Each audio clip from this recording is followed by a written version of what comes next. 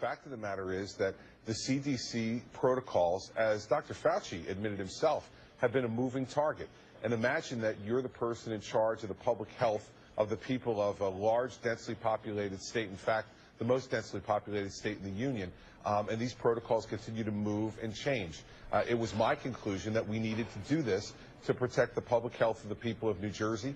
Governor Cuomo agreed, and now Mayor Emanuel agrees, and I think the CDC eventually will come around to our point of view on this. No. Phony baloney Chris Christie, ladies and gentlemen. Welcome to Gimme 5. Caved.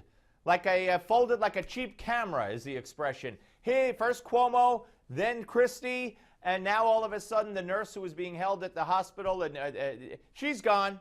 She's leaving the hospital. She's going back to Maryland. What a phony. What did the White House and the administration say to them to make Cuomo and Christie cave just 2 days after they put in this new tough policy because the CDC was so wrong? Here's more. Well, listen, I have great respect for Dr. Fauci, but what he's counting on is a voluntary system with folks who may or may not comply. We had this situation in New Jersey, Chris, as you know, with the NBC News crew that said that they were going to self-quarantine, and then 2 days later, they were out picking up takeout food in Princeton and walking around the streets of Princeton. I mean, the fact of the matter is that I don't believe, when you're dealing with something as serious as this, that we can count on a voluntary system. This is government's job. If anything else, the government's job is to protect the safety and health of our citizens. And so we've taken this action, and I absolutely have no second thoughts about it. Well, I guess you had second thoughts because the nurse, although she doesn't live in New Jersey, she's going to Maryland. She's leaving the hospital after she threatened to sue, and she went on all the TV shows and complained about all this. Tough guy, that Christie, huh? Just get a little pressure from his good buddy Obama, and everything changes. I want to hear how he's going to explain this. Next. Because I believe that folks who want to take that step and are willing to volunteer also understand that it's in their interest and in the public health interest to have a 21-day period thereafter if they've been directly exposed to people with the virus. And as we saw with what happened with some of the healthcare workers in Texas, with the CDC shifting protocols, we had people who were infected from that type of contact. And we just can't have that in the New York, New Jersey area.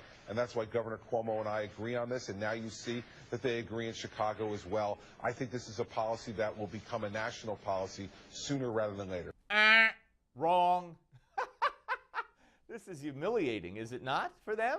Now, Cuomo's under federal investigation, reportedly, so maybe we know why he might have had motivation to change. I'm not implying anything. I'm just throwing it out there. But Christie, what did they say to him to make them release this woman? Maybe it was what she said. Watch. The quarantine does, in its, in how it's being carried out, it doesn't make sense. It's not evidence-based.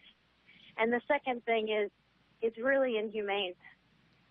I just came back from one of the most difficult months of my life, and I am completely sympathetic. And no one knows, no one can predict if I will develop Ebola or not in the next 21 days. And most aid workers come back will not develop Ebola. Yeah, so let those other workers come back and stay with you and your family and your kids in your house. This is insane. More.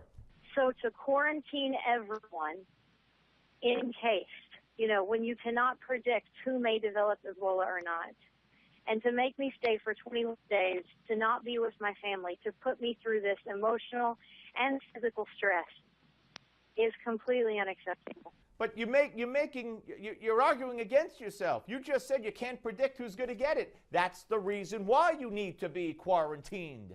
One more. I think one of the frustrating things about this policy is it is obviously poorly planned out.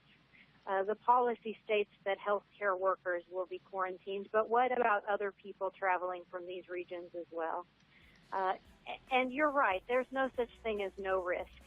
But I think when considering this issue, we also have to balance what you're putting the healthcare workers through and how evidence-based your approach is.